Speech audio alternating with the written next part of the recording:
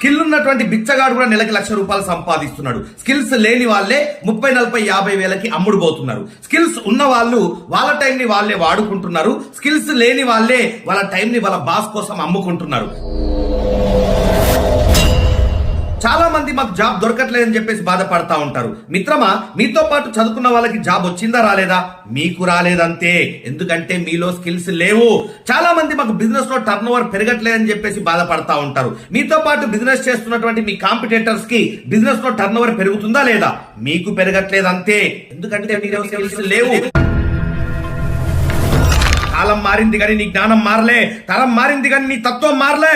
ఇప్పుడు మనకు కావాల్సింది స్కిల్స్. స్కిల్స్ ఉంటే మనమే జాబ్లు ఇవ్వచ్చు, మనమే ఇండస్ట్రియలిస్ట్ అవ్వచ్చు, మనమే ఒక యజమానిగా కాలు మీద కాలేసుకొని బతకొచ్చు. ఎవరి దగ్గర జాబ్ చేయాల్సిన అవసరం లేదు. 40 సంవత్సరాలు మన టైం ని వేరే వాళ్ళకి అమ్ముకొని బతకాల్సిన అవసరం